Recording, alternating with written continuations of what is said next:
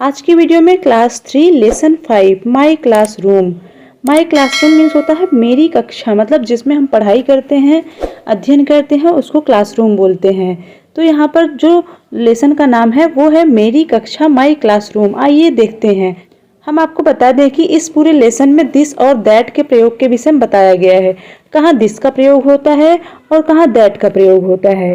तो आइए समझते हैं। जो नज़दीक की वस्तुएं होती है, जैसे कोई बच्चा हो या व्यक्ति हो, अगर वो कहीं खड़ा है, अगर उससे कोई नज़दीक की चीज़ है तो वहाँ पर दिस का प्रयोग होता है। नज़दीक की वस्तुओं अथवा स्थान के लिए दिस का प्रयोग होता है और दूर की वस्तुओं और स्थान के लिए दैट का प्रयोग होता है। जैसे आप लोग यहाँ पर देख सकते हैं, जब वस्तु या स्थान इतना दूर हो कि हमको उंगली दिखाकर कहना पड़े कि वह क्या है, तो फिर वहाँ पर दैट का प्रयोग होता है। और जब नज़दीक की वस्तुएं होती हैं वहाँ पर दिस का प्रयोग होता है। जैसे यहाँ पर आप देख सकते हैं, ये जो टेबल है इस बच्चे के नज़दीक में है, और ये जो ब्लैक बोर्ड है यहाँ पर देख सकते हैं, ये बच्चे से काफ़ी दूर है, इसलिए दूर के लिए दैट का प्रयोग होगा और नज़दीक की वस्तु के लिए दिस का प्रयोग होगा। आइए अच्छे से समझ लेते हैं। यहाँ पर एक बच्चा है जो कि कह रहा है कि hello I am Sonu. Hello, मैं सोनू हूँ। I study in class 3। मैं क्लास 3 में, कक्षा 3 में अध्ययन करता हूँ। स्टडी मीन्स होता है अध्ययन करना या पढ़ना। मैं क्लास 3 में अध्ययन करता हूँ। This is my classroom. यह मेरी कक्षा है। यहाँ पर आगे देखते हैं दिस दैट का प्रयोग कहाँ कहाँ हुआ है। This is a table. यह एक टेबल है, मेज है। यहाँ पर टेबल नज़दीक है, इसलिए यहाँ पर दिस का प्रयोग किया गया है। अब दूसरा देखते हैं, that is a black board. वह एक ब्लैक बोर्ड है। यहाँ पर देख सकते हैं ये ब्लैक बोर्ड है जो कि काफ़ी दूर है, और यहाँ पर उंगली दिखाकर कहना पड़ रहा है कि वह एक ब्लैक बोर्ड है, तो वह के लिए यहाँ पर दैट का प्रयोग होगा दूर के लिए। अब तीसरा है, दिस इज ए चेयर। यह एक कुर्सी है। चेयर मीन्स होता है कुर्सी, तो कुर्सी नज़दीक है, इसलिए यहाँ पर दिस का प्रयोग हुआ है। चौथा देखते हैं, दैट इज ए फैन। वह एक पंखा है। यहाँ पर दूरी के लिए, पंखा के लिए फैन का यूज हुआ है क्योंकि पंखा दूर है।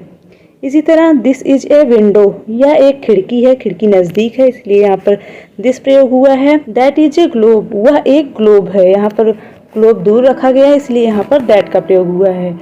This is a bag. यह एक बैग है। That is a door.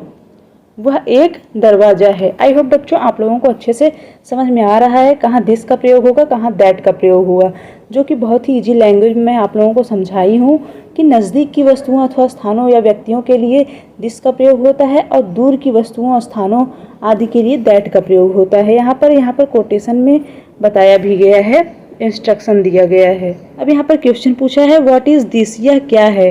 तो ये जो चीज़ दिख रहा है ये क्या है, नज़दीक है, इसलिए यहाँ पर दिस का प्रयोग हुआ है। तो इसका आंसर है दिस इज ए ग्लास। यह एक ग्लास है। जब क्वेश्चन दिस में पूछा जाएगा तो उसका आंसर भी दिस में देना है। यहाँ पे यही दर्शाया गया है। सेकंड क्या पूछा गया है, व्हाट इज दैट। वह क्या है। ये जो दिख रहा है उसके विषय में पूछा जा रहा है कि वह क्या है, या दूर है, इसलिए यहाँ पर दैट का प्रयोग हुआ है। तो इसका आंसर भी दैट में ही होगा। है व्हाट इज दिस। यह क्या है। आंसर है दिस इज ए बर्ड। यह एक चिड़िया है। यहाँ पर देख सकते हैं यह एक चिड़िया है। चिड़िया नज़दीक है, इसलिए यहाँ पर दिस प्रयोग हुआ है। Fourth, what is that. वह क्या है। ये किताब के विषय में पूछा गया है कि वह क्या है, होगा दैट इज ए बुक। वह एक किताब है। अब यहाँ पर देखते हैं, write this or that. This अथवा दैट को लिखें, आल्सो रीड और पढ़ें भी। यहाँ पर जो दिया गया है, यहाँ पर दिस दैट भरना है और उसको पढ़ना भी। यहाँ पर मैं भर चुकी हूँ, आप लोग देख सकते हैं।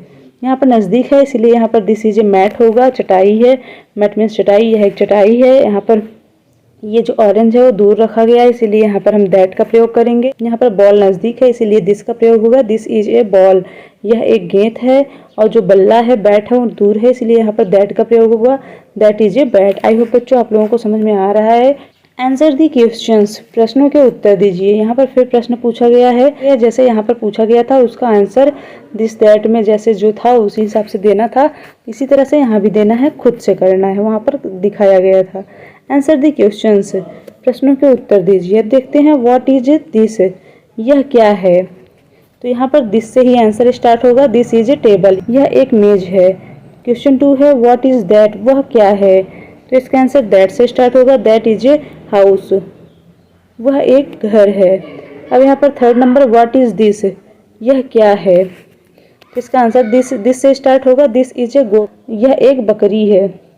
व्हाट इज दैट, वह क्या है। तो इसका आंसर दैट से स्टार्ट होगा, that is a horse. I hope बच्चों आप लोगों को वीडियो अच्छे से समझ में आया है। दिस दैट का प्रयोग आया है, कहाँ दिस का प्रयोग करना है, कहाँ दैट का प्रयोग करना है। आई होप आपको अच्छे से समझ में आ गया है। अगर नहीं भी समझ में आया तो वीडियो कई बार देखिएगा, आपको ज़रूर समझ में आएगा, क्योंकि बहुत ही सरल भाषा में मैं आपको समझाई हुई हूँ। और वीडियो थोड़ी भी हेल्पफुल लगी हो तो एक लाइक कर दीजिए। चैनल पर नया है तो प्लीज़ सब्सक्राइब कर लीजिए, क्योंकि इस चैनल पर आपको सभी चैप्टर्स के वर्ड मीनिंग, क्वेश्चन आंसर और हिंदी में अनुवाद बहुत ही सरल शब्दों में समझाया जाएगा। और आपको बता दें कि इस चैनल पर क्लास 3 इंग्लिश की एक अलग से प्लेलिस्ट बनी हुई है, जहाँ पर जाकर आप सारे चैप्टर्स के वीडियोज पा सकते हैं। और अगर आप टीचर हैं तो इस वीडियो को अपने एजुकेशनल ग्रुप में ज़रूर शेयर करें, क्योंकि हर स्कूल का एक एजुकेशनल ग्रुप बना रहता है जहाँ पर टीचर्स टीचिंग मटेरियल को सेंड करते हैं। मिलते हैं नेक्स्ट वीडियो में नए चैप्टर के साथ, तब तक के लिए गुड बाय।